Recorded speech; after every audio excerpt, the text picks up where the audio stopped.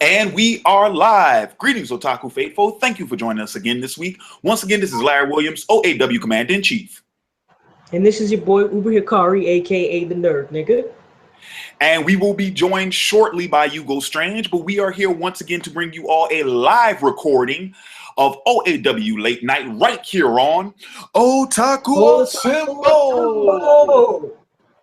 Weekly, as always, here to bring you all the latest. Once again, another live recording of OAW Late Nite. Later on in this live stream, we will also be doing our live recordings of Discussion of the Week and Advice Corner. But first and foremost, let's kick things off with OAW Late Nite. And what we're going to do tonight, what I decided to do was, we had a lot of questions that had yet to be answered from last week's Q&A session. So for the next 30 minutes, we're going to go ahead and we're going to do another one, Q&A round 2. This is round 2 times. We're doing this. So please, everyone watching, please feel free at this moment, leave your questions for me, for Hikari, for Ugo. Once he jumps back in, please leave those right now. We will be scouring the comments, looking for questions, and we'll see what we can do. We'll do our level best. So feel free and leave those now. So Hikari, do you see one yet?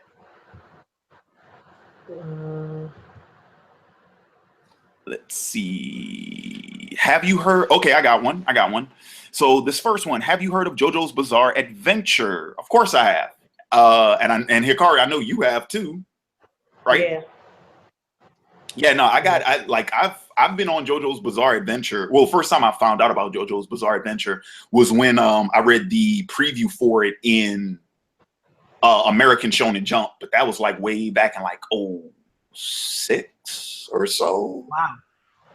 Yeah, that was yeah.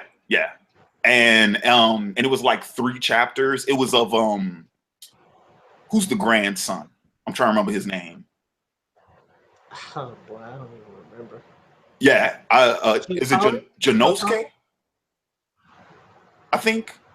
I thought it was Joe. Oh, maybe I'm wrong then. I don't know. It was like the second JoJo. I haven't read the series, so I don't know. Oh, okay. Have you seen the anime? I think I did watch maybe the first episode of the anime when it came out, but I actually forgot that there was an anime, so I don't actually have to read that thing. Well, see, the thing is, they remade it though, because there's a new JoJo Bizarre Adventure. Oh, it's not faithful to the manga? I thought it was faithful to the manga. No, this one I think this one is like the like Fullmetal Alchemist Brotherhood, where it's a more faithful adaptation than the original. I believe that's right. Because here's the thing, because JoJo's Bizarre Adventure is an old series. Like, I think the manga came out in the 90s. Oh, I didn't realize it was that old. I think it is. I could be wrong because, like I say, I've only read like those 3 chapters. So I could be wrong, but it's pretty old. It's much older than the anime. Let me put it to you like that. It's much older than the anime. All right, so let's see. All right, going back to the comments.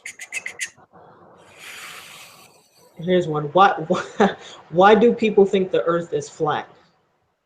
Because they haven't attended physics, apparently. No. But did you hear? Apparently, Kyrie Irving was on some sort of live stream or Skype call or something with some of his teammates and I think somebody else. And he was talking about how the Earth is really flat, and that it's a conspiracy apparently by NASA that people never went that people never went to space, that the whole Neil Armstrong thing is a conspiracy.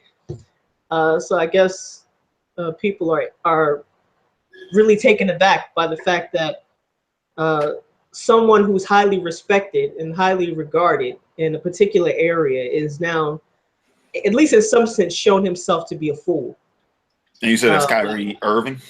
Yeah, he plays for the Cleveland Cavaliers. I know who Kyrie is, and that's why he's a basketball player. Well, I mean, even another basketball player came out, Draymond Green.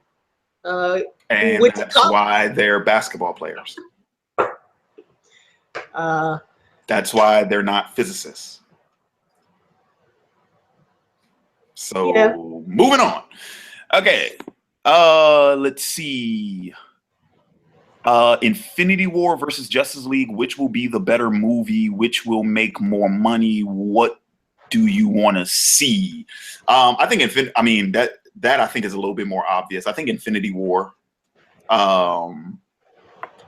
Yeah, the answer to all three of those questions is Infinity War.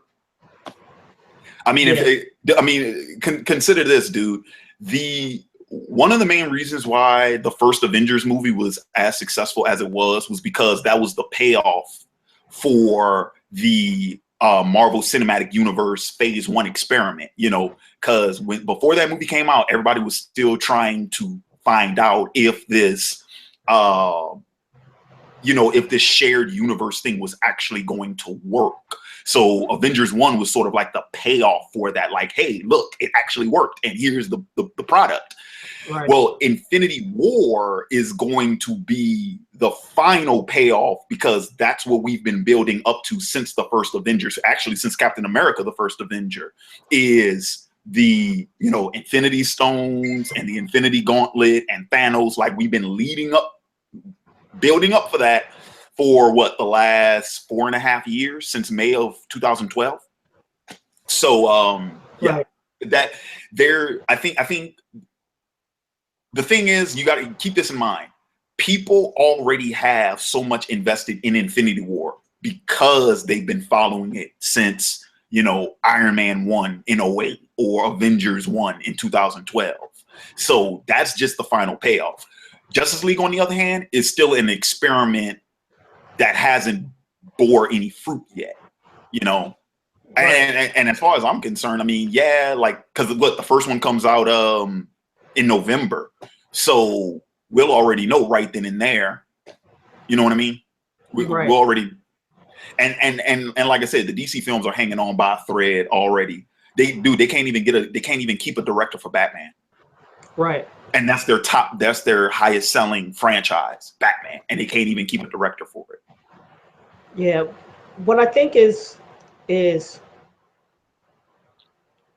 I don't know if interesting is the right word, but at least intriguing is the fact that DC seems to be doing the reverse of Marvel. Marvel built up the payoff in Avengers 1 very painstakingly, in fact. The whole experiment was, looking back, it seems rather looking back, it seems inevitable that we would get to this point with respect to the Marvel Cinematic Universe. And yet people forget that when Iron Man 1 first came out, he was like a B-list character. Not many, he never really had a movie before, I don't think. And if he did, it was some low budget crap film. No, Iron Man's never had a movie. Right. So the only movie Iron Man ever had was the Invincible Iron Man animated direct-to-video film. Right. So he didn't have much name recognition. It wasn't at all clear that you could use superheroes as a basis to build any sort of cinematic universe. Of course, the Batman had done it before, but that was an A-list character in a very highly valuable property, whereas Iron Man wasn't. So looking back, we might think that it was inevitable when in reality it wasn't inevitable at all. And I think what's happening with DC is that they see what Marvel has done and they think that it's inevitable, whereas it's clearly not. Yeah.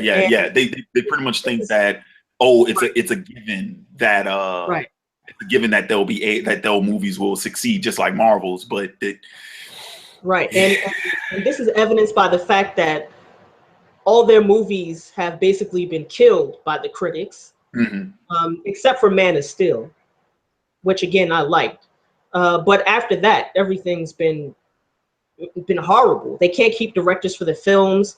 They don't even keep directors per franchise because they're like right now. I saw the article the other day. Right now, they're in talks with Mel Gibson for doing Suicide Squad 2. What happened? Yeah. So where's David Ayer? Right, and that's a real problem when you can't keep continuity of intellect. I mean, because there's something to be said for keeping brain power in a certain sort of continuity. You want the people who make these films to continue to make those films. And every time you get somebody different to make the film, you have to contend with the fact that it might be somebody else's vision, and that vision may be different from another person's vision. I mean, so they can't even seem to keep their continuity of brain power, which is very important for anything of this magnitude. And also, they seem to be going the reverse of Marvel, because they think that they can put out Justice League first and then do the individual films after that, which is odd. I'm not sure who thought of that or why they thought they could do that, but that just seems ridiculous. It wouldn't have mattered, because here's the thing. If anybody was going to put out the group film first and then do the solo movies, DC would have been able to pull that off. Why? Because everybody already knows who Superman is. Everyone already knows who Batman is. Everyone already knows who Wonder Woman, Green Lantern, Flash. Like, their characters are more famous. They need no introduction. Just put those suckers in a movie together. And dude, because keep this in mind, I'll keep going back to this because it's the perfect example of how can you do it with the group vid first and then branch out into the individual ones. The Justice League animated series. The first 3 episodes of the Justice League animated series is all about the Justice League coming together. And then after the 3rd episode is when we start getting the individual stories. Right, yeah. Yeah, that makes sense. I'm still not really convinced that it can be done, simply because I don't see how you can have a vision for an entire cinematic universe, how that vision can include multiple characters, some of which have previous incarnations, and then keep the vision for each individual character pretty much in continuity with all the other characters, and have that in continuity with the vision for the universe itself. I mean, if I was writing it, I wouldn't recommend it. Well, they just That need. just seems too big. Dude, they're lacking somebody at the head who has the know-how. That's the thing. But anyway, let's go ahead and move on. What is your opinion of this anime season? I'm not watching any brand new anime right now. Like, I'm still on Hunter x Hunter. So I have no opinion of the season. What's your favorite anime opening? Oh, that's funny. What is it? The Rurouni Kenshin one? No, mine's Yu Yu Hakusho. Smile Bomb, man. Oh, okay. I knew it was either Rurouni Kenshin or Yu Yu Hakusho. I love Smile Bomb. That's like one of my. Yeah. Let's see, my favorite anime opening. Hold on a second. I'll open up my YouTube music list. I mean, like, for me, Yu Yu Hakusho's opening, the 4th Naruto opening, the 1st Shippuden opening, and I don't know which opening Sign is by Flow. I don't know which opening for Shippuden that is, but that opening, let's see. Yeah, I got a couple. Ones I really like, Kano no Tabi, Beautiful World. That's a great one. I really like that one.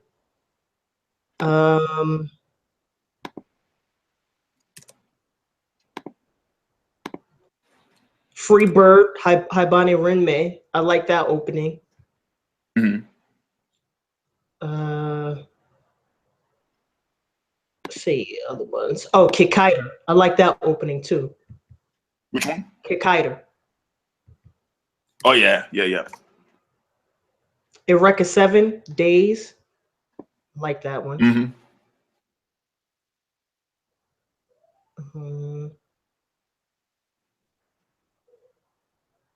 And that's pretty much it, I think. Cool. All right, let me see. Oh, look like Ugo's back in. Yo. Hey, what's up? All right. So anyway, you were saying. Why you keep stealing that internet, man? Dude, it's my neighbors who left it unlocked, bro. They left it unlocked. I'm just doing what I'm doing, man. Okay, so Ugo, you can go ahead and you can tell in this question. What's your favorite anime opening? Oh, I already know. Death Note, The World. That's like my favorite one. Is that the first one or the second one? The first No, one. that's the first one. Yeah, because Hello People. Second one I didn't. It's Hello. Yeah, that's the second one. I like Hello People though. Hello People. Oh no, I'm sorry. It's good, but what up, people? The first one is great. Yeah. All right. Let's see. Let me see. Oh God, here's one. Do you think Black Americans should receive some type of reparation? I think we should, but we'll never get it. Dude, it's so funny I see that question because I was rewatching the first Barbershop the other night when Homeboy was talking about, it's like, yeah, man, Black people supposed to be getting some type of money. Talk about we supposed to be getting reparations. It's like, reparations for what? Yeah, no, I think we should, but we won't. Yeah, I guess it depends. For me, I guess it depends on what you mean by reparations. I just don't think there really is no systematic way to counteract the divestment of wealth in the Black community that was perpetrated by slavery and then after that Jim Crow. I mean, the effects are just there's just too large in scope and scale. So that's never going to happen. At least if you think reparations would do that, I'd very seriously doubt that. Yeah, no, it won't. Because the thing is, yeah, go ahead. Yeah, I was going to say, especially when you consider the fact that America right now is more segregated than it ever was. And since African Americans are disproportionately poor, that means that they live in poorer neighborhoods. And it's just too many people, too much concentrated poverty. I mean, even the United States government now is spending trillions and trillions of dollars fighting this so-called war on poverty. It doesn't work. But what I will say is it depends on what type of reparations you're talking about. So for me, I think reparations would be Black people should be able to go to college for free. Yep. I was just going to say that. If you want to get an advanced degree, you should be able to get an advanced degree for free. Or some type of scholarship or something. Well, I mean, going to college for free is, I think, a pretty great scholarship. Yeah. So I feel you. Ugo, you want to chime in on that one? No. No, you can't say no. This is a Q&A. No, that was the answer. No. Oh no. Oh, I see what you're doing. I see what he's going. Okay, so we got my man Mitchell got a question for Hikari. He says, Hikari, enjoyed your Mobile Suit Gundam video review. Will you do reviews of other Gundam series like Wing, Iron Blood Orphans, Turn A, etc.? Nope. I mean, yeah. I mean, cause aren't like Turn A and Iron Blood Orphans, aren't those like newer series? No, Turn A is not a newer series. Iron Blood Orphans, I believe, is a newer series. The thing about Gundam is that it's just too big. It's too many. It is big. Universal Century timeline includes like the original Mobile Suit Gundam, then it includes miniseries like War in the Pocket, and 8th MS Team, and then Stardust Memory, then it includes like Zeta Gundam, Double Zeta Gundam, Char's Counterattack. And I'm like no. One review of the original Mobile Suit Gundam is good enough. Yeah, I don't blame you, man. That's like well no, actually I think Ugo, didn't you try to review like all the Power Ranger series at one point? No, I'm just reviewing like some of them. Linkar is the one who's reviewing every Power Ranger series. I'm just reviewing the ones that I haven't seen before. So I did RPM, Mystic Force, Jungle Fury. Jungle Fury was the bomb. Operation Overdrive, which sucked, but yeah, no, I'm doing that here and there. I ain't no thanks. Yeah. But I did do Sentai though, so trying to review all the Gundams would be like trying to review all the Power Rangers. There's a bunch of them. Let's see. Are you up to date with the Viking series still? Yes, I am. I know I fell off reviewing for the second half of this previous season, but I did watch it. They killed my man Ragnar. What season is it on? 4? Yeah, season 4 just ended. Okay. Yeah, Yeah, I never got into Vikings. I think I watched the first couple of episodes and I don't know, it just didn't appeal to me. Yeah, I'm at the point right now where. No, I was just gonna say I'm at the point right now in general where finding new things to read and watch is becoming more and more difficult. Because I just don't have that passion that I used to have for an excitement for new series. Now everything has to be like quality controlled, and I have to be like absolutely sure this is going to be great before I start watching it or reading it. I can relate to that. So one of my viewers did say the manga for JoJo came out in 1987, so it's actually even older than I thought it would be. Let's see. Do you think that Death Note can work in a small scale setting? Well, how small are you talking? Because the bulk of the series takes place in Japan. All of the series takes place in Japan. Now that I think about it. I think he's talking about scale in terms of time limit, not necessarily like series limit. Yeah. It did. The movie. What he's talking about. It did. There was a live action Japanese movie. Yeah, the live action Japanese movies is like what, a year? Less than a year that story takes place. Yeah. It's really small. Let's see, which character in anime or cartoons you feel like is too underrated? An underrated character in anime or cartoons. I gotta think on that. Underrated character, anime cartoons. There's several, but there's hundreds probably. Oh, okay, so one character I would say is probably extremely underrated is probably Shara Aznavour in Gundam. Underrated? Char? Really? Oh yeah. Underrated? I never hear anybody. Well, it depends on where you're talking about. Like if I said like if we were in Japan and I said Shara Aznavour's underrated, you could say I'm crazy. But like in America, I think Shara Aznavour is extremely underrated. Like I never hear him on any top character list, any top like villain or antagonist list. Okay, that's fair. That's fair in America. But like you have to understand that series of Gundam hadn't aired in America before. And if it did, it was like obscure as hell. Right, yeah.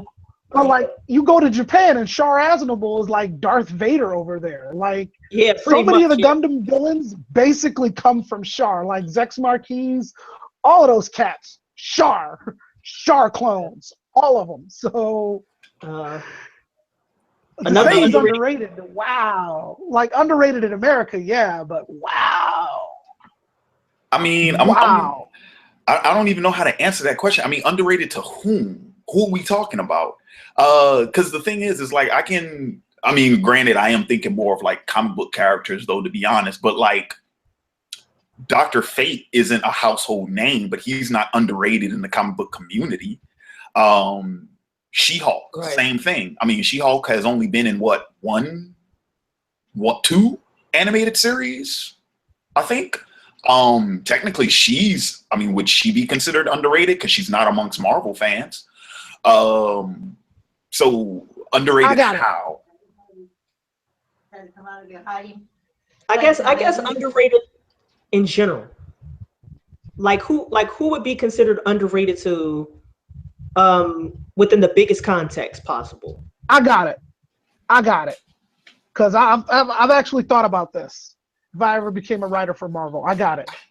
One of the most underrated characters I think who you can do a lot with, which they haven't done, Jubilee.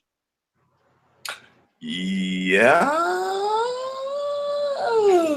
I'm not so. And the reason why I'm not sold is because other writers have used Jubilee as the focal point for stories recently. Like her popularity.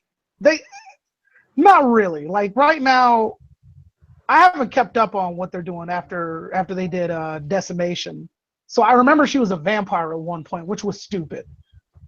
But I feel like that was a while back though. Yeah. So I haven't kept up on what they're doing, but I feel like there is a really awesome Jubilee story that hasn't been told yet. And I feel like everybody kind of writes her off because like, oh, she shoots fireworks. It's like, no, there's a lot more to her than just that. I like her background as an orphan, Chinese immigrant. I like all of that. So I really think there could be a lot more done with Jubilee that they're just not tapping into because no one wants to, because they know, oh, a Jubilee issue will never sell, blah, blah, blah. But she has a great connection with Wolverine. You know, she's an interesting character if they let her be an interesting character. Well, and that's and in a similar vein, character you probably could say is underrated is Static Shock. He's just been getting shafted for years. Yeah, but he's about to get his own TV show. So what, a live action TV show? Mm-hmm. Yeah. Static Shock? Yeah, they're in negotiations to bring that to the CW, the Arrowverse.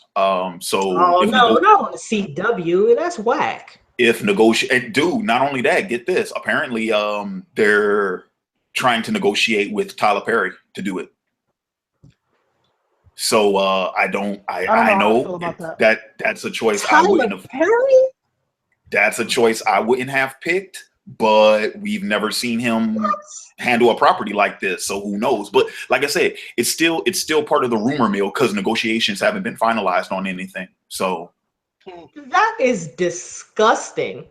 How do you give Static Shock to Tyler fucking Perry? Has he ever directed anything besides those blockbuster movies? Why do we think this nigga has any talent at all? I will say he was decent. He was a decent actor in Gone Girl, but that's about it. But I mean, as a writer, he's trash. Is he writing it or directing it? He's supposed to be the showrunner for it, but once again, God, that's insane. No. Oh, if you think the moralizing in Luke Cage was bad, wait till Tyler Perry gets his fucking hands on Static Shock. All right, let's see. Man, he's gonna make that motherfucker a pastor. Dude, there's so many questions and so little time. So let's do like for the next 5 minutes. Let's see if we can get through some. I saw one. Let me see. Oh, this is. Oh man, maybe I should. Part of me wants to actually do that for a top 5 now that they mention that. I might do. Yeah, I might do a top 5. We might do a top 5 on that. Top 5 favorite directors. My list would have 0 names on it. I don't really pay attention. Oh, you don't follow directors? Nope. Real quick, Uber, can you think of your like top 5 favorite directors? To me? Mm-hmm. Like you want it now, or I thought you were saving that. Can you think of it? Like, I mean, if we okay. How about this? We save that one for later, and we'll do that at another time. Because I can think of 5 easy. I can think of 5. I can do that. Yeah. Let's see. Let me see another one. I don't watch Better Call Saul. What did I tell you? So I just looked this shit up. What's up? I just looked this up. This Tyler Perry. Apparently, it's not Static Shock. It's Black Lightning. Oh, okay, Black Lightning. Oh wait, okay. Oh wow, okay. Never mind then. Here's the hook. Rumor has it that Perry has written for Jefferson Pierce, also known as DC Comics Black Lightning, as a reverend and community leader who has retired from the superhero lifestyle.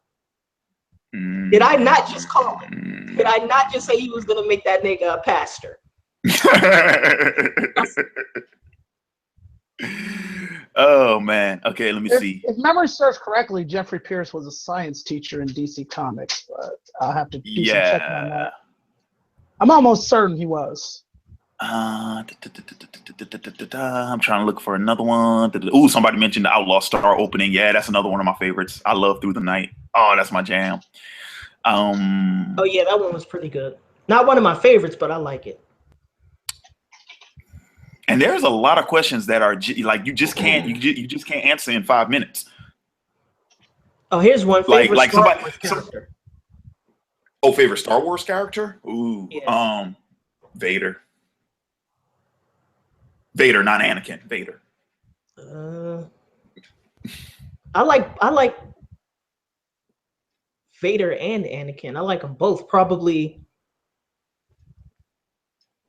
it's difficult for me to tell. I like them both equally. I view them as basically one. Okay, yeah, and then Boba Fett. and then all of these political questions, like you can't answer that in 5 minutes.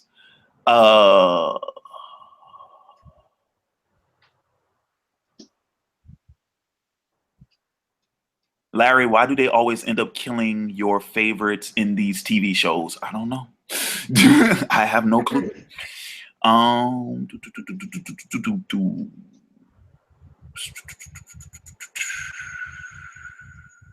Science teacher. Yeah. Oh, somebody asked you about Food Wars. Oh, I mean, I've only seen like bits and pieces of it. I haven't actually watched the whole thing. Most underrated Naruto character. Oh Lord, there are plenty. Where do you want to start? Said most underrated Naruto character? Yeah. Where do you want to start? Like all secondary characters? Yeah, pretty much the whole supporting cast. Dude, like man, what's your girl's name? The examiner who was the one of Orochimaru's former apprentice, Anko, I think was her name. Yeah. She's underrated. Kurenai's underrated. Tamari, personally, I think is underrated. Kankuro too in that regard. Neji, Choji, Shikamaru. Yeah. Choji especially, I think. No, Shikamaru, I think they did enough with, but Choji especially was underrated, I thought.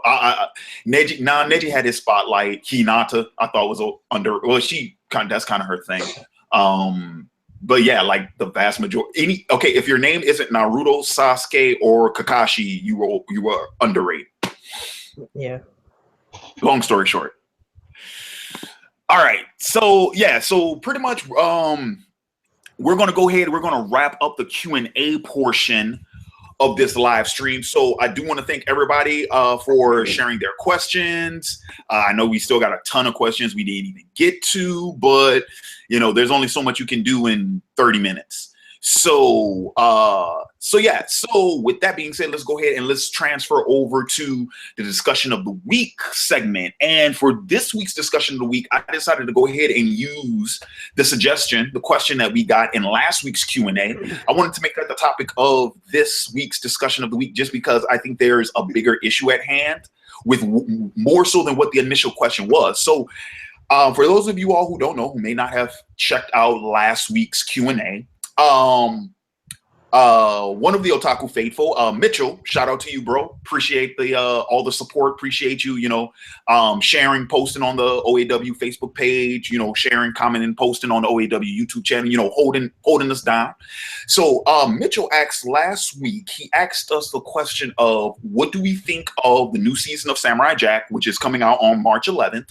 And do we think that the return of this series will usher in the return of more canceled series, or pretty much just our general overall thoughts on canceled shows being renewed? And the reason why I wanted to go ahead and reserve this for a discussion of the week is because I think that there is a bigger issue at hand, just more so than outside of this series and, the question of if any other series will come back. And that's the nostalgia problem. Okay. And I say the nostalgia problem because more often than not, I'm not really seeing it as an asset. I really am seeing it more as an issue because, once again, we live in the day and age where our mass multimedia entertainment is a rehash or a remake or a reboot or a reintroduction of a previous property or of a previous title or a previous film or consider this. Consider this, all right, and I know I've already discussed it on camera before, but I feel like I got to keep hitting this dead horse because it won't move, and no one's come and picked it up yet. So here's the thing: most of the major motion pictures, most of the blockbusters that we get belong to some type of franchise, okay, with a pre-established fan base. It isn't anything new.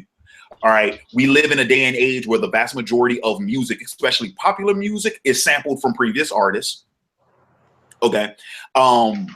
So much of the material that we're getting on television, and even on the internet, it's all catering to, and by God, don't get me started on the comic book industry, because the comic book industry since the 90s has all been catered towards those people who were reading it in the 80s and 90s. And especially now, like, everything they're doing is just a rehash or a reinvention or a reintroduction of properties from the 80s and 90s. So here, this is pretty much where I'm getting at with this. And this is my question for the panel at large. All right. Number one, what do you all think about this idea of the nostalgia problem? Well, I'm really the oddball out here, mostly because my thinking is just fundamentally different. I don't care. Okay. The only thing that, I mean, honestly, the only thing that matters to me is it good? Is the writing good? If it's a TV show, is the TV show good? If it's a movie, is the movie good? If it's a book, is the book good? Like, the only thing I care about is quality. And in a more general sense, I think that, and what's interesting here is that in some sense, all of us are artists in the sense that we're all writers. So I know everybody here is like either written stories or written poetry or something along those lines. And for me, even in my own writing, I don't care about, even at the level of writing, I don't care about predictability in plot. I don't care about plot twists or surprises or if something's been done a million times. The only thing I care about is it good? Is it quality? That's the only thing I really care about. And so to me, I don't think there is a nostalgia problem with respect to the material being produced, unless there is stagnation in an industry. And the one of the big problems I have is with American comic books, because American comic books are rather unique.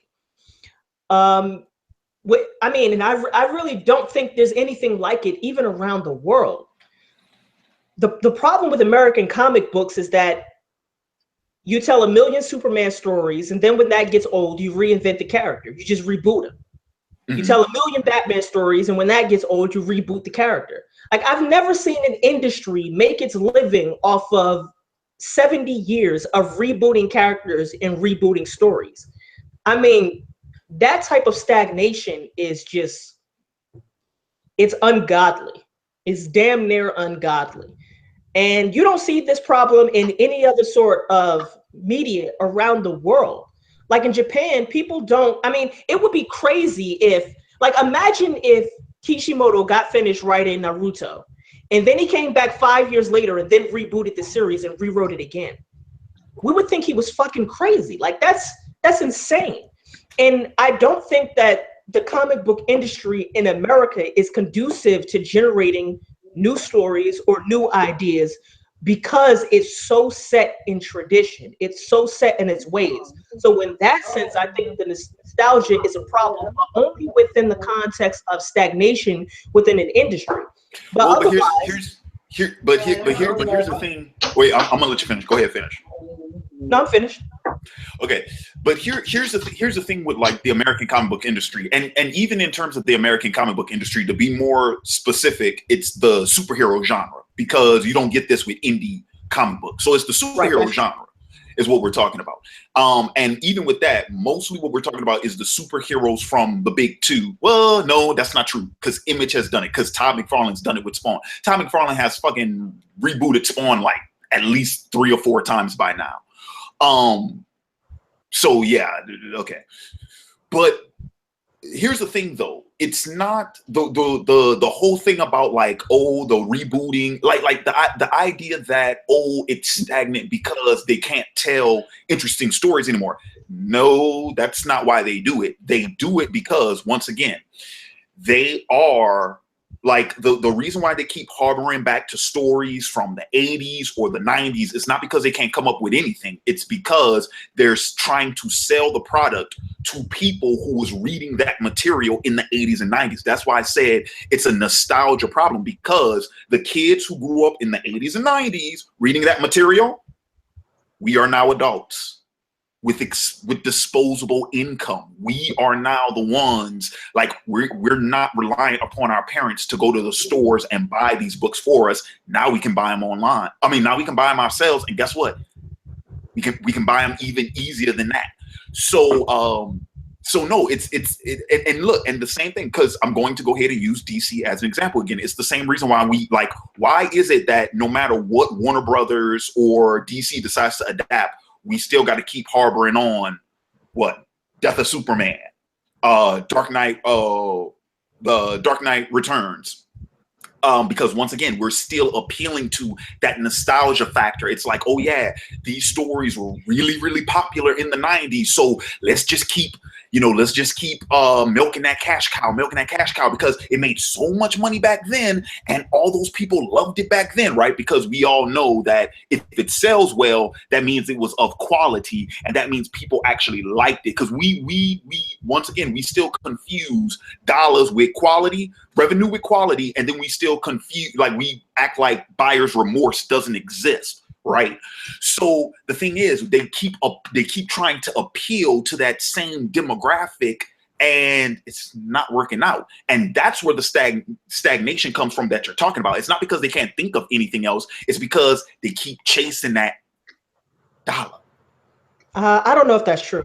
I think it's certainly true. I'm telling you, it's certainly true with respect to the film industry, simply because, I mean, basically our lifetime is the only lifetime where superhero films can be big.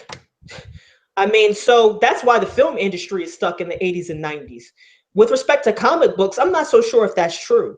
I mean, there certainly have been trends in comic books. And I don't think those trends now are the same as those trends were back in the 80s and 90s. Like, they're fundamentally not the same kind of stories, I don't think. And I think the problem with comic books is that they simply don't know what the next trend is. They don't know where to take the material next. And it stagnates across the entire industry. And Marvel and DC is a great example of this. I mean, there were new trends in like the 80s and 90s. Like, for example, the deconstruction of superheroes. I mean, it was huge across the entire industry, but you don't get those type of deconstruction stories anymore. I mean, they're essentially just rebooted stories. I mean, look at DC's New 52. Like, it was just they rebooted the entire universe and then gave you exactly what the stories would have been if they had not rebooted anything. Right, and then look at Rebirth, which is pretty much taking that status quo and putting it back to where it was in the 90s. We brought back Doomsday. We brought back Superman's son. And what would be the whole fucking reason of introducing Watchmen into the DC menu if it wasn't to fucking cash off of Watchmen's fame?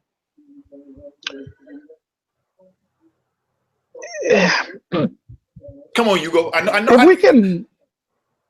I know I'm not the only one. I'm with you here. But if we can get off the topic of comic books, because here's the thing: comic books will always have to reinvent themselves. I mean, Superman 70 years ago isn't the Superman today. You know, you have to remember that each generation changes. The Superman that was in the 70s is relatively outdated to the Superman who we get now, who actually fits in with our current time. Same thing with Batman. At the beginning, he was a millionaire, and that was the amount of money back then. Now he's a billionaire, and that was the amount of money now. So, you know, comic books will always have to keep changing to stay with the times. It's not like those characters age. It's not like that universe changes or anything. So kind of have to make their bread and butter readapting to current circumstances. It's just built into it. If they're not doing a limited series like things like Image and the other comic book companies out there like Dark Horse and things like that, they're gonna have to keep updating their characters. That's just the nature of the beast. So comic books are kind of, I would say, not exempt from the nostalgia problem, but that problem is built into their algorithm, if that makes any sense. They have to do it. It's a problem they can't avoid, is what you're saying. Right. I agree. Yeah. Now, they can avoid it from what Larry's saying. Like you said, what's the purpose of integrating the Watchmen universe into the DC universe? And I agree. It's to appeal to the people who really loved Watchmen and the people who may not know anything about these characters within the context of DC, because it's all under the umbrella. But from a marketing standpoint and from a DC standpoint, it's like, why have all these properties separated? Why not just hug them and embrace them and put them under the same umbrella? You know, why not give people that billionaire clash between Ozymandias and Bruce Wayne? Why not have Superman fight Dr. Manhattan? You know, why not do this? It would make money because people would be like, oh, it's Superman. Oh, it's Dr. Manhattan. So it's like, from a marketing standpoint, it's like, you can't really see where they would go wrong with it. You know what I'm saying? Like, I can't blame them for doing it. It may not be the best idea, but it's like, I can't blame you, you know? Right. And I think another thing. Oh, were you finished, Ugo? No, I was about to touch on TV, but I'll let you finish your point. No, go ahead. Go ahead. No, but anyway, the person who asked the question, Mitchell, was specifically talking about television, Samurai Jack, and the renewal of other shows. Mm-hmm. The thing with Samurai Jack is it was largely unfinished. Mm-hmm. Right. Yeah. That story never came to a conclusion. So season 5 isn't a reboot or renewal or anything. It's a conclusion. Like, it's the end. At least I hope it is. But it's the conclusion. Okay, but and this is pretty much where I'm going with this. Maybe I went ahead and I jumped the shark. I didn't explain why I said it's part of a bigger issue. This is where pretty much I'm going with this. So like you said, you know, Samurai Jack, it was never finished. And I have no problem with Samurai Jack coming back, because in essence, pretty much all that happened was the creator didn't have, you know, he couldn't get the funding to finish the series. Now he's finally got the funding 10 years later. He's finally got the funding to finish the series, so he's going to finish out. This is where the nostalgia problem comes into play with me, though, because what my fear is that this show is going to do very, very well. It's going to do so well, in fact, that Cartoon Network and other networks like that think that, oh, all we have to do is just go and find all of these old shows and just, you know, reboot them again and put out new material, and people will eat that shit up. And then it's going to be the fucking Teen Titans Go and the goddamn Powerpuff Girl remake. I don't think so. And all over. You know what's interesting about this topic? It's a nostalgia problem, not to the same extent. So, for example, if you look at fantasy after Tolkien, every story was just a rehash of Lord of the Rings. And it took basically 2 decades for people to realize that they could tell other fantasy stories that didn't involve shit that Tolkien made up.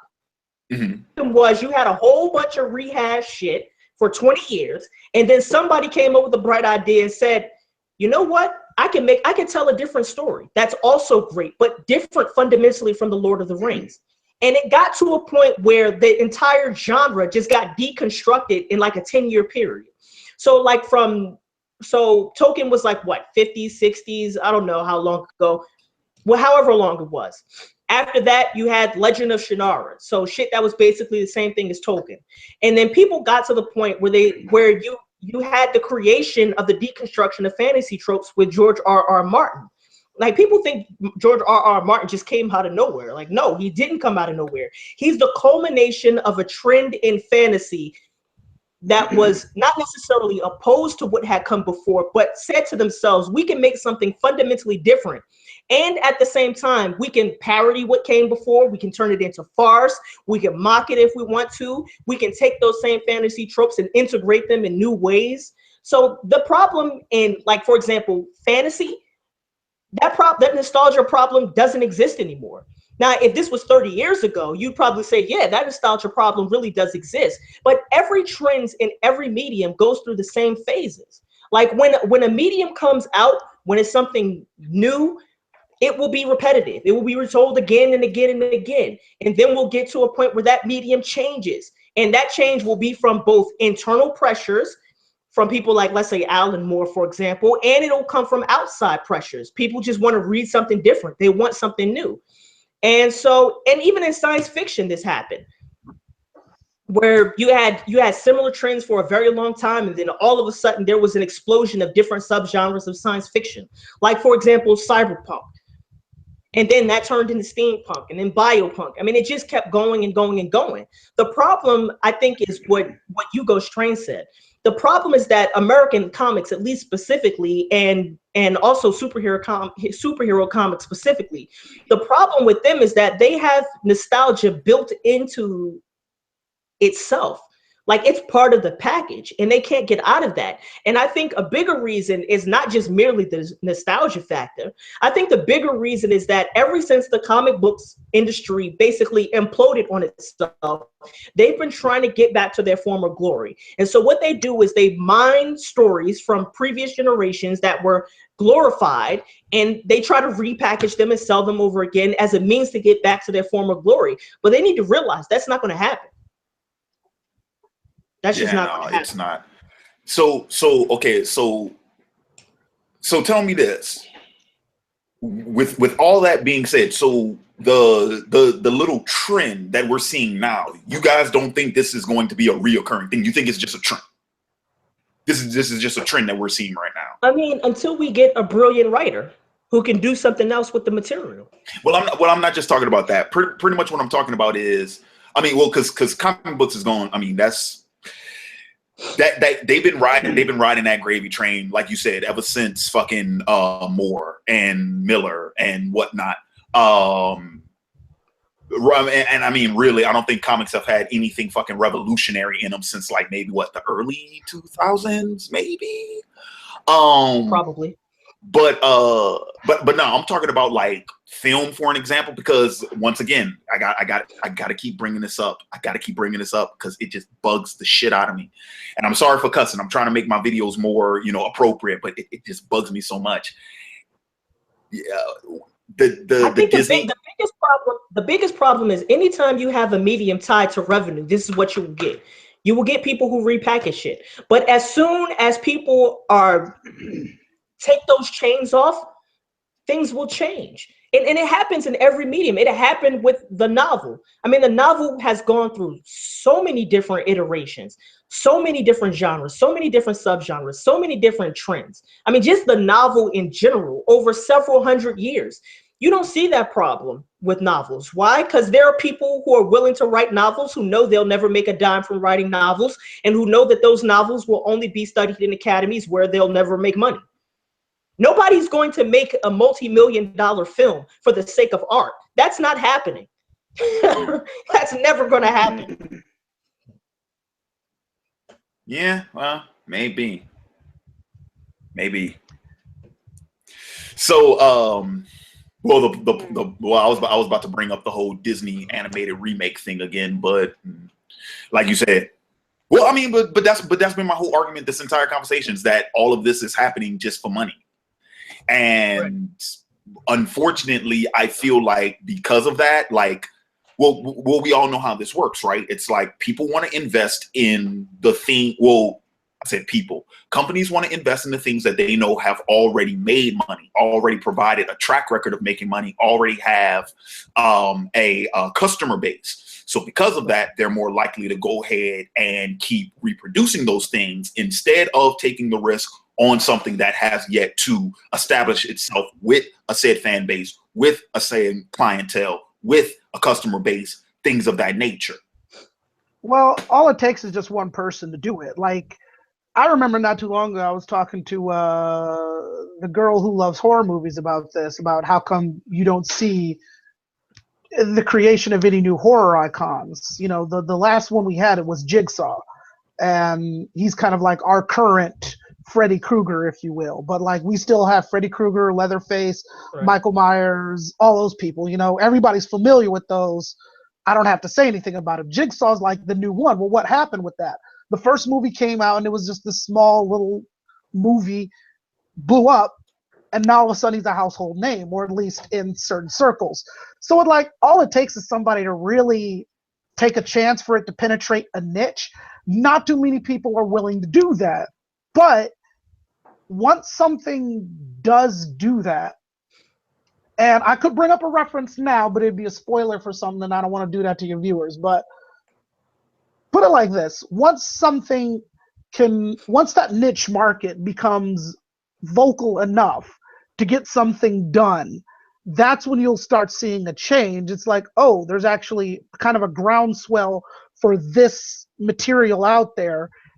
And it's like the companies don't know what's out there until they know it's out there. Like, until that that right fishing lure goes out there and people start swarming, and they're like, oh, this was there all along. We just got to find a way to tap into it. So shit, dude. Well, I mean, since you bring that up, it's so funny because once again, like even the major properties we see on television right now, like Game of Thrones, those books came out in what, 96? The first one came out, right?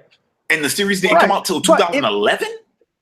But it penetrated the market, though. That's what I'm saying. It created, it caused a groundswell of people who were already familiar with the product and introduced people who weren't familiar with the product. Right. And then like even The Walking Dead. When did The Walking Dead first come out? 03?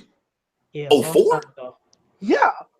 But you know what I'm saying? And The Walking Dead, again, hold on, but The Walking Dead came at a time where zombie media wasn't really a thing anymore. Like, we had the Dawn of the Dead remake, and that was like only movie-wise. Then The Walking Dead showed up. So, like, AMC took a lot of chances on a lot of shows. Breaking Bad was shopped out to HBO, and I think Fox at one point in time, until it landed there. And Breaking Bad is an incredible show, completely original, you know? I think it created... Go ahead. I was going to say that I think the ultimate point here is that the threshold for the entry point into medium are not equal. So like, say you want to make a movie. Generally what you need is millions of dollars to make a movie. And it's going to, the entry point, the threshold for that entry point is just so high that it's going to make it impossible to have the type of intellectual diversity you need to keep a medium replenishing itself.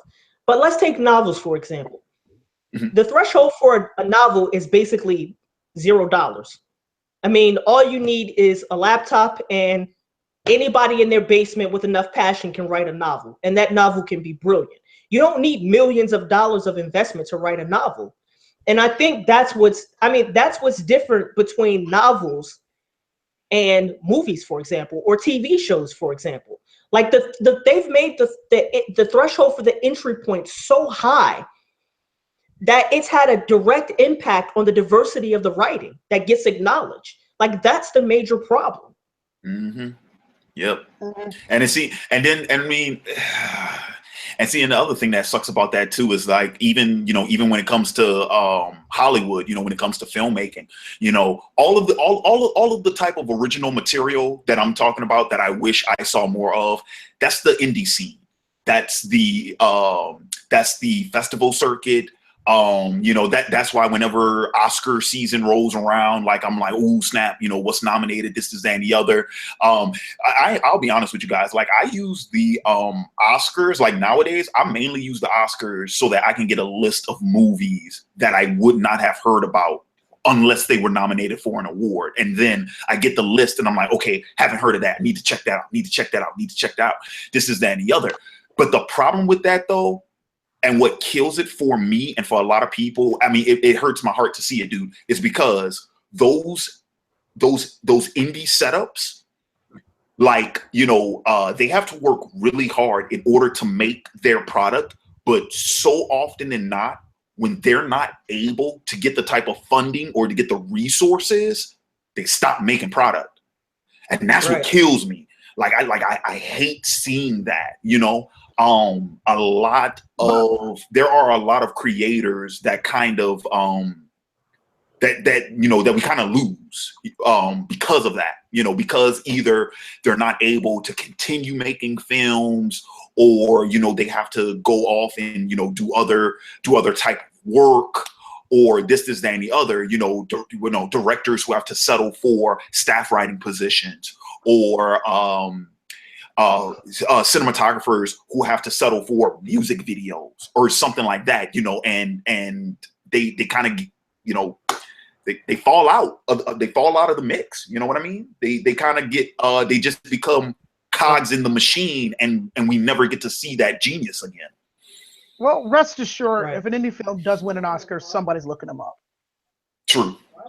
But we can get into the film industry and what they do to creators and certain things another day. But I think we've talked this discussion to the ground for now, and I think we should move on. I was just gonna say one last thing.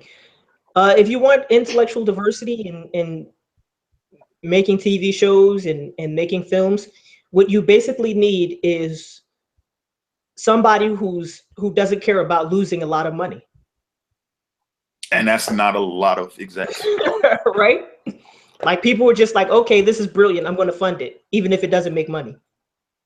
That's what you would need. Or you get a genius like the Weinsteins, who don't mind dropping, you know, a couple $100,000 because they know they're smart enough to know, oh man, I'm gonna make at least 40 mil back. Right. But some execs just aren't creative enough to do some things, because there's a lot of things that they could do with YouTube and a lot of the things that they have now that they're just not doing. Put out a mock trailer for something, see the kind of response you get, and then commit to the project. Right, exactly.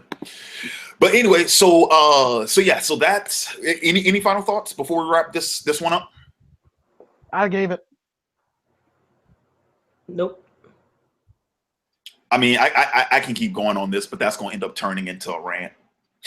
So it is. Yeah, it is.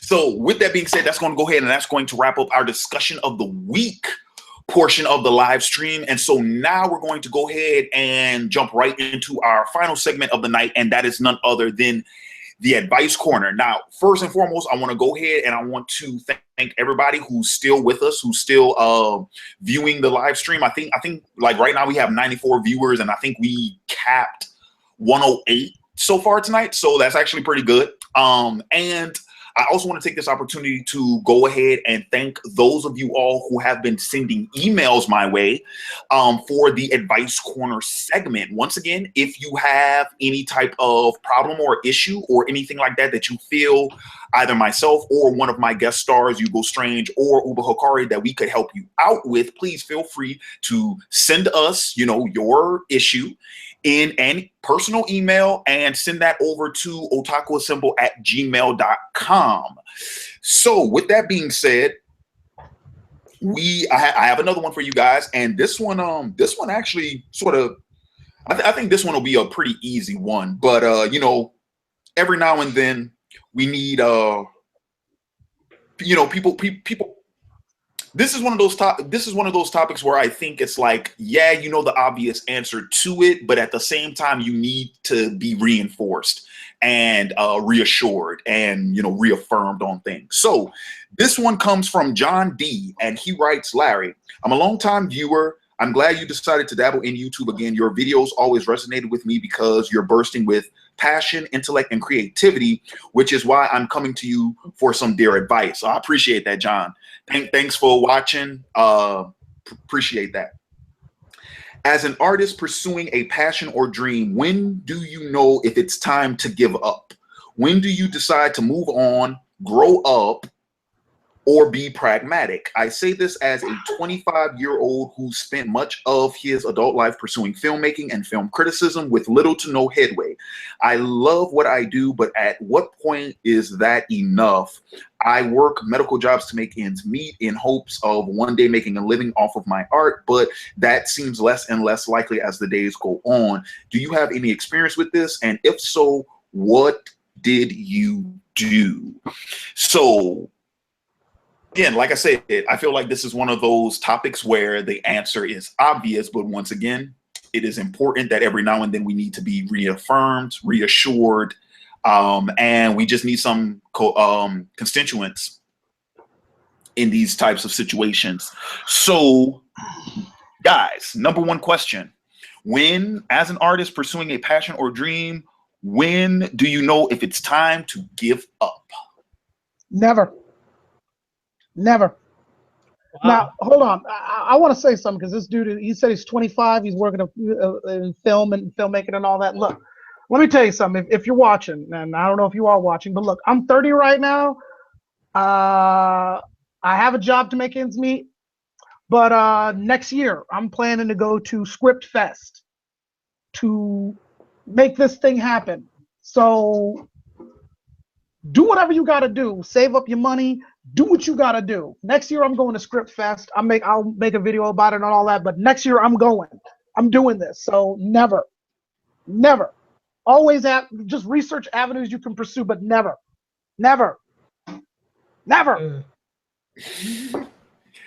Hikari? Oh, wow. I would say you should stop pursuing your dream when doing so compromises your life in ways you can no longer tolerate. Mm-hmm. Yeah, that's sensible. Right? You know, at some point, I mean, because in order to follow your dreams, there are going to have to be sacrifices. And at some point, it might not be today, it might not be tomorrow, it might not be 5 years from now, but at some point, you're going to look back at all the sacrifices you made, and you might say to yourself, I can no longer tolerate these sacrifices. Mm-hmm. And at that point, if you can no longer tolerate those sacrifices, then the negatives of pursuing your dream just might outweigh the positives. And this happens at different times for different people.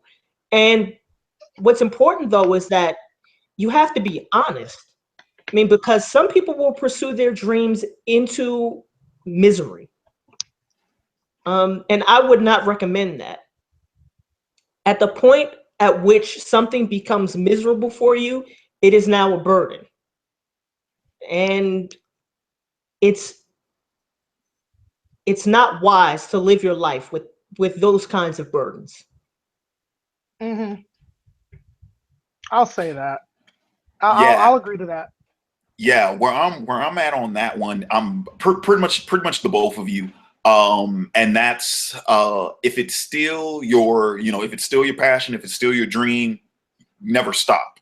But at the same time, if you've become miserable because of it, then you probably should.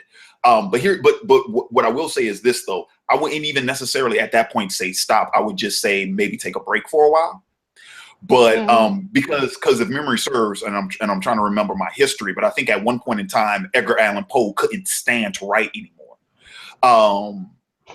And I also think that he kind of took a little sabbatical and cranked out 2-3 more stories before he inevitably ended up passing away. But the thing is, it's like, if it's what you're passionate for, man, let me put it to you like this. Actually, you know what? I have a better way of saying this. When to stop pursuing a dream? If it can't get you out of the bed in the morning anymore, then you probably should stop at that point. If it's not the reason you wake up in the morning anymore, you probably should stop. And that's because chances are it's probably not it's probably not your dream anymore. And I'll even say it like this. It's like I'm not talking about like I mean, granted, I do feel like, you know, if it's something that you're passionate about, that it's one of the first things, if not the first thing on your mind every morning. But what I'm meaning is this: even if you're not getting up and going to pursue that thing on that day, like let's say you got to work that day and you ain't, and you know, he mentioned like he works in the medical field. Okay, let's say if you are, a nurse, if you're a registered nurse and you're looking down the barrel of a 14 to 16 hour shift that day, if you don't wake up that morning like, yes, I got to go to work because the income I make from this job is going to help me in my endeavor to pursue what I want, even if you can't get to that point, then at that point you should probably stop. Because at that point, that means, because once again, like Hikari said, because working the job you're working, that's the sacrifice you have to make in order to be able to pursue what you want to pursue. And if it's gotten to the point now where you can't even do that, then yeah, then it's become detrimental to you. Mm-hmm. And I would like to piggyback, not piggyback, but I would like to add that the film, getting into film making is tough, you know. So I mean, I don't know what this dude is doing, but it's like, have you made a short film? Is it on YouTube? Like, what's up? Have you done any of that? You know, you might want to try getting your feet wet, hone your skills, because you know I haven't made a YouTube video in a while now, but if anything, I did the little series that I did back then, and I'm like, okay, if anything, I got better at doing what I'm doing. So hone your skills, man. If you want to do film criticism, keep watching films, keep criticizing. Create a blog, get your content out there, one way or another. Get it out there somewhere. You know, join a Reddit group. I don't know, man. Just get yourself out there, you know. You're lagging. Find some way in which it can still be super profound and no one heard it, so I'll just... Am I good? You hear me now? Yeah, I can hear you now. Yeah, you were lagging for like the last two sentences. Oh, okay, cool, whatever. Yeah. All right. But anyway, that's my 2 cents. And I would also say that there's different levels to dreams. Like some people have dreams that are just not achievable. Yeah, if you want to be the world's greatest breakdancer at 90, that ain't gonna happen. You know what I mean? I think the one thing about dreams is passion. You have to be willing to pursue your dream, even if it means you will never be acknowledged for it. Yep. Even if it means it won't make you money. Hell, man, you can pursue dreams even if you're not great at it. But you have to set those terms for yourself. Mm-hmm. And you have to be prepared for what may come, essentially. Because if you want to be the next Beyonce, well, tough luck. You're not going to be the next Beyonce.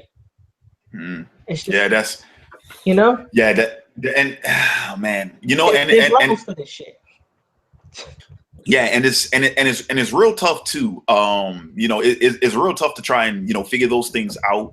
I can just say for me personally, because, you know, my dream and what, you know, and what I want to do professionally and whatnot, it's changed. Like I don't necessarily look at it like, oh, you know, I'm reneging or I'm going back or anything like that. To me, I feel like I've refined what my dream is, you know, because, you know, ever since I was a kid, and I talked about it briefly, you know, in my anime favorites, Pokemon video, where I was talking about like, oh, you know, it was real inspiring watching that series at such a young age because it's about a character going out and, you know, trying to achieve a dream. And I talk about like the outlandish dreams that I had when I was a small kid. But, you know, before I wanted to be Michael Jordan, before I wanted to be The Rock, my thing was I always yes, I wanted to be Dwayne Johnson.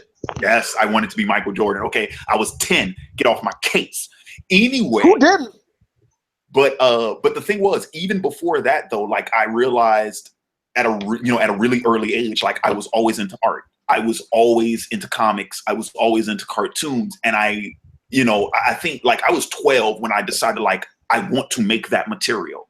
And then I started refining what that was, what that actually meant, because, I could have just been an animator, but that wouldn't fulfilled, what it was I wanted to do. It's like I wanted to create the material that I was getting. So, okay, well, so like to use, because back then it was like, oh, I want to make anime. Okay, well, anime is adapted from manga. Oh, snap. And that means I have to be a manga creator. So that's when I got into comics. And then at that point I was like, well, I like the artwork and stuff like that, but I really want to tell the story. I want to create the world of this series. Okay, well, then you want to be a writer. And then by the time I got into college was when I realized it's like, you know what? It's like, trying to be an American mangaka. I mean, yeah, a manga is just a style of comic, but that whole nationality thing, I'm like, But American comics, on the other hand, this is my nation. This is my background. This is where I'm more needed. So then I wanted to get into American comics. And that's how I finally, sort of got everything down to an American comic book writer. So even then, like but that's just, you got to be honest with yourself about what it is that you really want to do. What is it that you really want to accomplish? Because for all you know, I mean, you talk about being a filmmaker. What if you had your own web series on YouTube? Would that fulfill your need to be a filmmaker, because you are making your own material, and you would have your own channel, and it would be your own brand and all of your own writing, your directing, your editing, all of that. I mean, that hell, half of the fucking job is done right there. 3/4 of it, actually. The only thing that you probably wouldn't necessarily get from that is the type of dollars you could get working in Hollywood. But even with YouTube, hello, monetization, anybody? Right. So yeah, there's that to consider too. My thing is this though. Once again, it goes back to this idea of like, when is it? Like, I don't think it's ever okay to give up. That's the thing. I don't believe in that. I just don't. I just don't. I think you can give up. Nah, I would never say. I wasn't. You can give up anytime your priorities in life change. Yeah, I know. You probably a little bathroom, huh? I mean, life. That's your mic, Ugo. Yeah, life is a process, and sometimes that process includes change, and sometimes that change may be different priorities. I have different priorities now. Maybe I wanted to be a filmmaker, but now I don't want to do that anymore. It happens. That happens. Change. Yeah, that happens all the time too. That's happened so many times.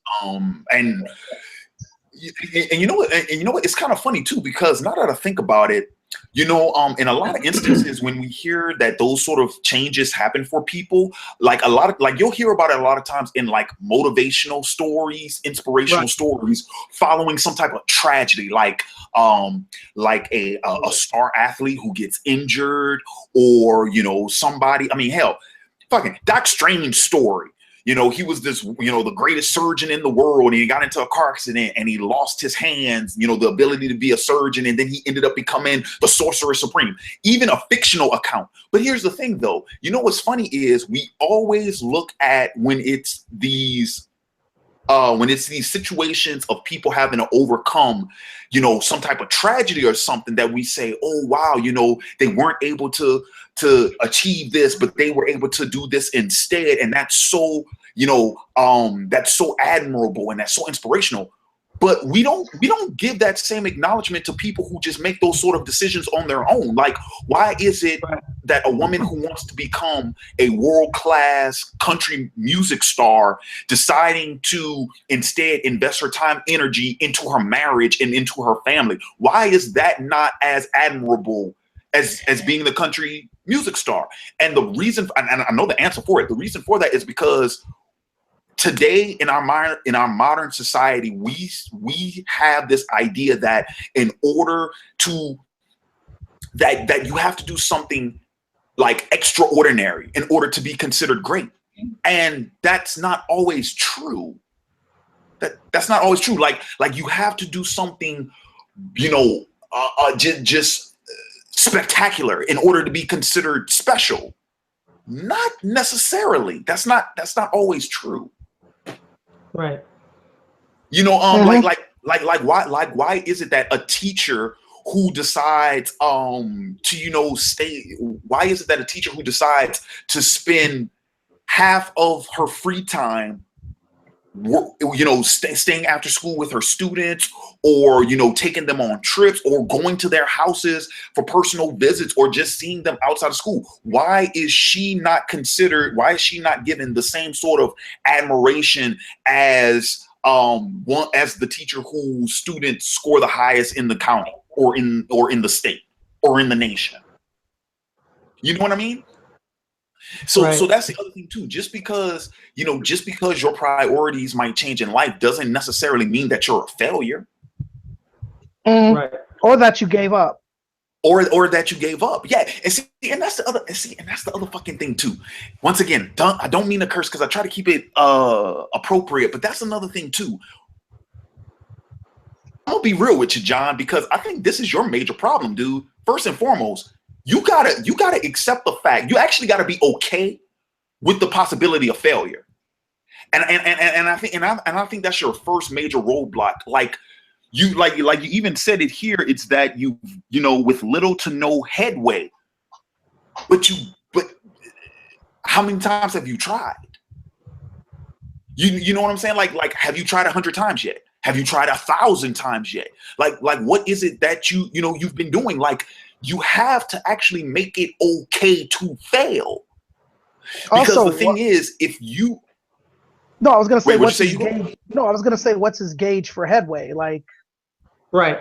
well, where's your barometer with that? Like, if your barometer is, oh, I sell 1,000 screenplays, then of course you're a failure.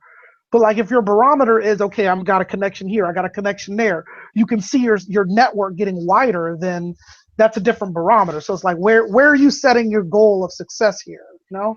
Right, exactly. Yeah. What is the yardstick by which you are measuring your success? And that's the other thing, you know, and I think, you know, it kind of goes back to what Hikari was talking about, because even in terms of having priorities outside of your dream, you also need to have priorities within it. And that's the other, and that's pretty much where I want to get at with this is, you know, like what is the standard that you're setting for yourself? Is that standard being are you the one setting that standard, or are you having someone else or other people setting it for you? And then here's the other thing too. What happens when you fail? Like, what happens when you fail to meet that standard? Are you tearing yourself down every time you're doing it? Because, dude, I'm telling you right now, if that's the case, you're going to tear yourself down until you have nothing left. And that's what you can't allow yourself to do. Like, you have to make it okay to fail, because here's the thing. If you I'm really trying not to quote anybody, because I don't want to steal anybody's other thing, but Quote him. like, here's the thing.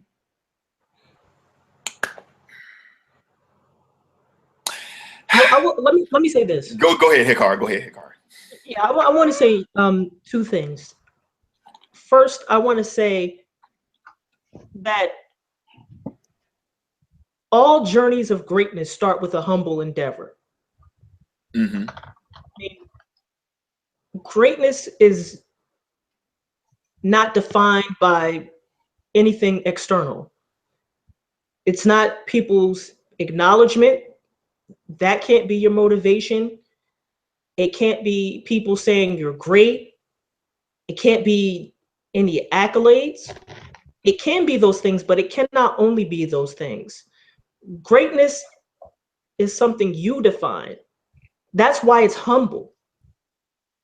You know, I don't write poetry for other people's acknowledgement. I write poems because I like doing it and I want to be as good as I can be at doing it. That's humble.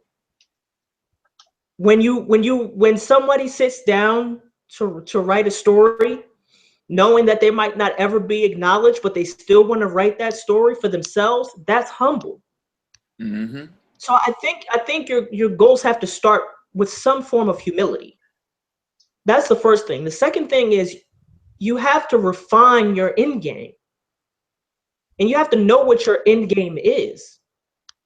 I mean, I guess it just depends on what you want. When do you think you've succeeded? Do you think you've succeeded when you've written the best play you think you could possibly have written? Do you think you succeeded when you sold that play? Do you think you've succeeded when you've directed a movie that has major financing? When do you think you've succeeded?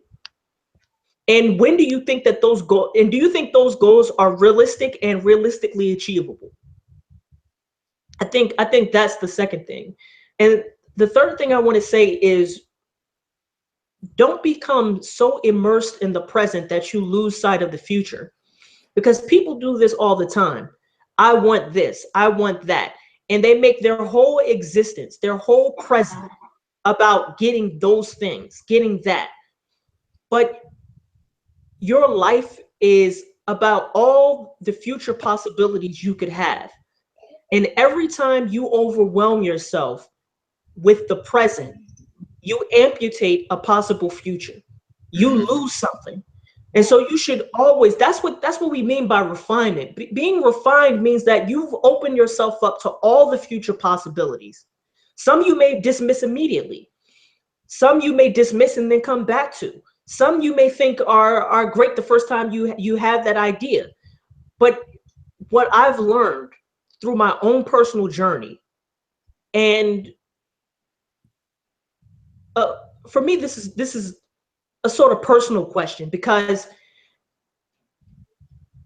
when I first had my mental illness, the one thing I did not understand was that this does not have to be always. There are lots of possible futures, and the path to making myself better is the path to making sure that I'm open to all of my possible futures. And at the end of it, I said, of course, I want to be able to cope with my mental illness. I want to be able to get a job. I want to be able to reintegrate into the community. I want to be able to get my own apartment. But at the end of the day, the one goal I always set for myself was to be the best possible version of myself that I could be. And that requires refinement. Some things fall by the wayside, some things you pick up. But in the end game is always opening yourself up to all the possible futures you could have. So that's what I would say about that. Yeah, I would definitely agree on that. And it's yeah, dude, I definitely, shit, I'm trying to figure out how to come back from that. like how do I follow that up? But once again, I mean, I do want to keep going back to that, that whole idea of, making it okay to fail. Yeah, that's a big one. I think I'm trying to remember the quote, but I think it's like, if I try 100 times and fail, so long as I get up, I'm never going to fail because I keep getting up. If I fail 100 times, and I keep getting up, do you think when will the time come where I just don't get up? It's like if I always get up, then I will never not get up. The only time you fail is when you stop trying. That is, and see, and because right. I remember I used to tell this to my friends all the time and my family members all the time. And I tell it to myself all the time too. Whenever and Ugo, I know Ugo has heard this several times from me. Because currently I'm still working on my next comic book, my next graphic novel. And Ugo's my story editor on that. And, you know, him and I have gone over this, you know, thousands of times. But the thing is, it's like, even when I feel like, you know, there have been numerous times, like just the issue I'm writing now, I've been working on this issue over 2 years and it's still not done. But, you know, I have to get there and I have to put myself in a position and I have to work on it. I have to work on it. And, you know, my sisters will ask me, you know, my friends will ask me, it's like, you know, how that's going. Well, what's wrong? How come it's taking so long? How come you're not putting out? You know, and then finally it gets to the point where it's like, well, if you're not making that much progress on it, why are you still working on it? Why are you still doing it? And I have to keep telling them, because if I don't do it, then the outcome is assured. It will never get done. If I don't work on it at all, it will never get finished. Mm-hmm. So that's why I have to keep going at it, even if I only get a page done, even if I sit there all day and I only knock out 6 panels worth of writing. Like if I don't sit there and put that day in, then guess what? That page is never going to produce itself. And if I don't keep going there and making the effort, you know, it's never going to happen. Right. And that's just the truth, because only, once again, like the statement I like to use is only in surrender is defeat absolute. Only in surrender is defeat absolute. Yeah. People have to understand in all aspects of life, there are better and worse ways to fail. Trust me. Some ways of failing are better than others. Yeah, and then do so to go ahead and sort of answer like this last question, you know, do you have any experience with this? And if so, what did you do? You know, it's like, yeah, I've had a ton of experience with this. Like I said, I've been working on the same chapter, not the same I mean, it is the graphic novel because it's a mini series. It's 6 issues, but I've been working on the same issue for over 2 years. And since like within that time frame, I've gone through 2 different jobs. I've gone through a relocation to another state. I've gone through a phase of unemployment twice. I've gone through a lot of stuff in my life, but at the end of the day, you know, I still know what has to be done, and I'm not fucking quitting. I am not quitting.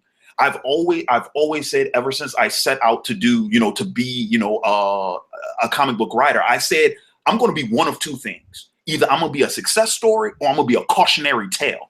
I'm going to be one of the 2. I'm either going to be, this is what you have to do, or this is what you absolutely shouldn't do.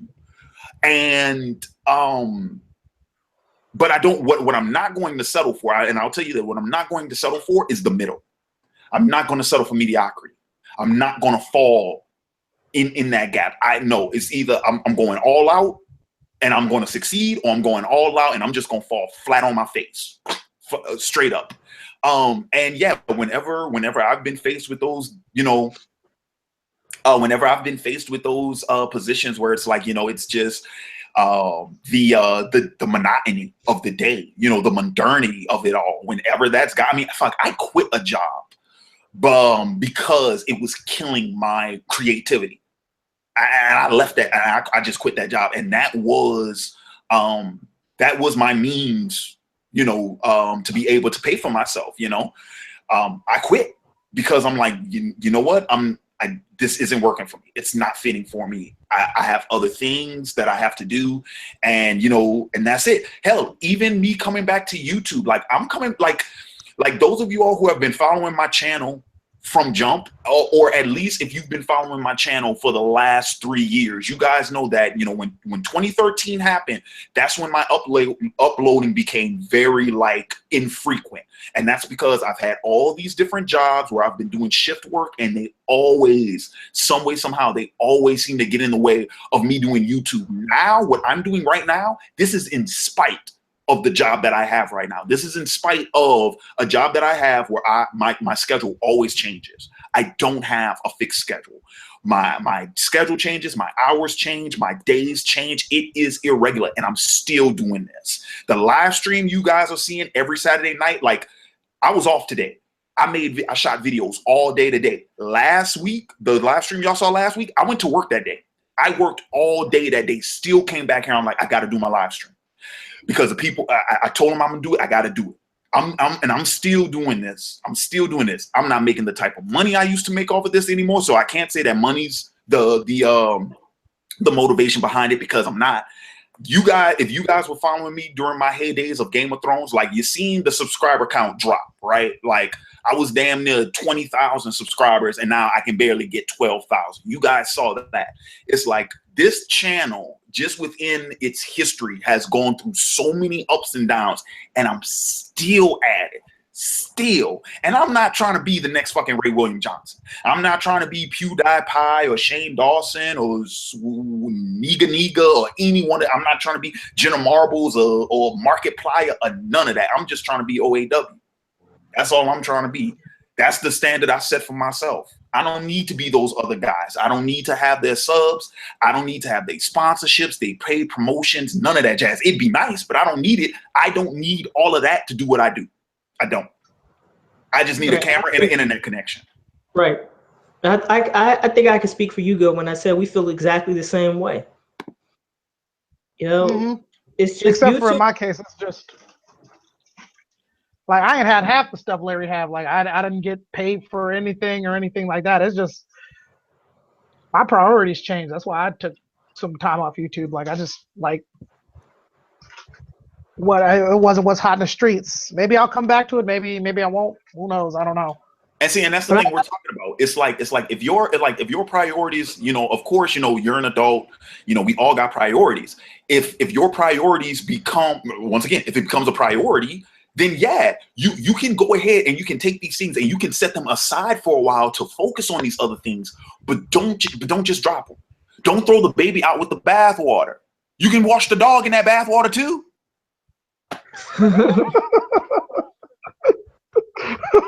Right. That's a good one. That's a good one. I'm gonna use that. So don't throw the bathwater or the baby out. Take the baby out of the bath, towel him down, okay, put him in the playpen, and then take that fucking dog and get 2 baths out of that tub water, is what I'm saying. You taking it too far, Larry. You should have just left it at the soundbite. No, I think all of us have experience with this. I mean, because we all have experience with this through YouTube. Mm-hmm.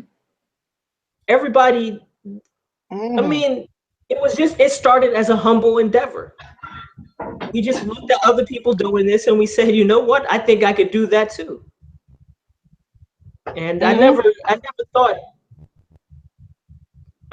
it would turn into something like this. You know, I remember the day I started. It was just like, yo, I got to make this video, man. I think I have something to say. And I took that shitty 360p camera. Yeah.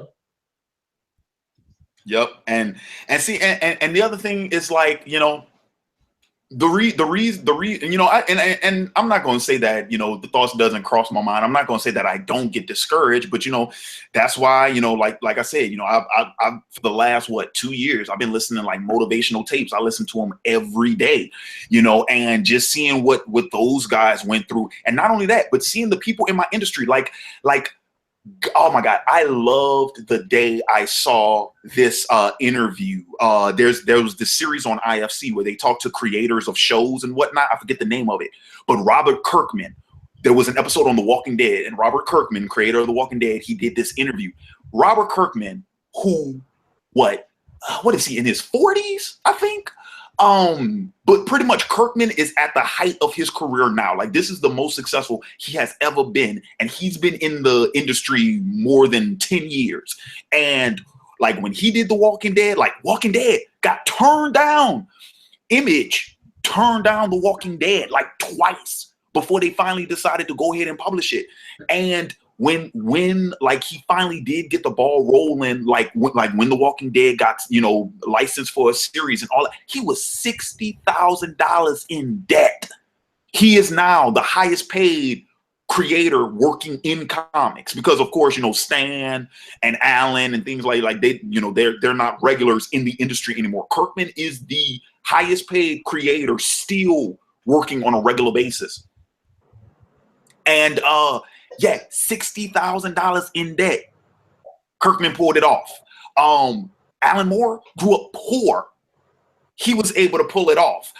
Oh my God, Dwayne McDuffie, huge shout out to him because you know his the anniversary of his passing is coming up, and Dwayne McDuffie, he's one of my biggest idols. He's one of my biggest heroes.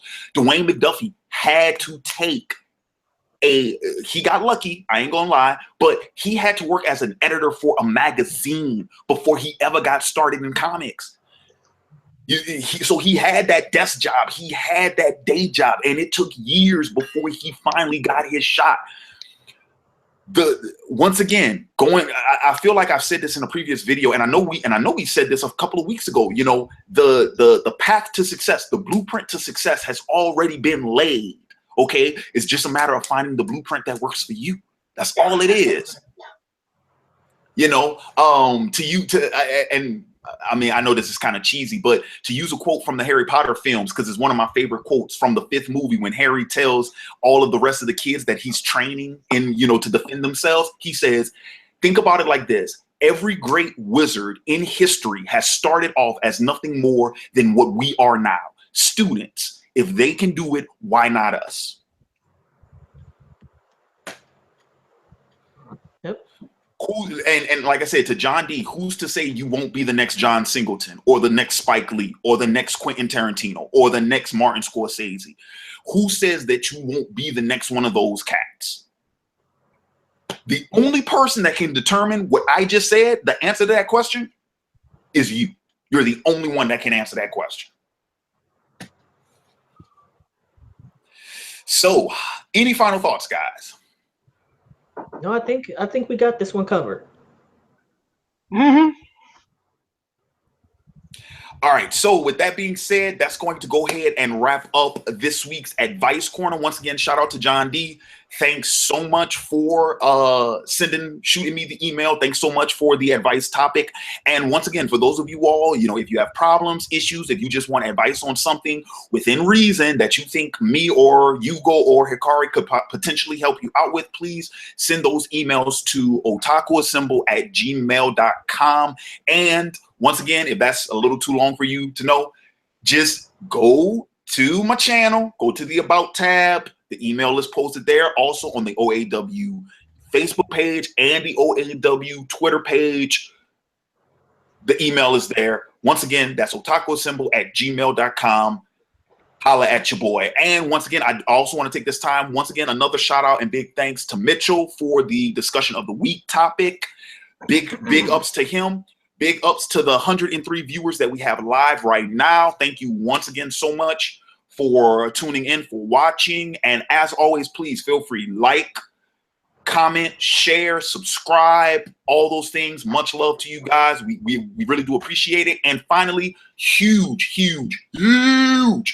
big thanks once again to my boy Ugo Strange and my boy Uber Hikari for coming for another live stream, for another installment of OAW Late Night. Big shout out to you guys. Thanks so much for joining me again. Thank you for having me.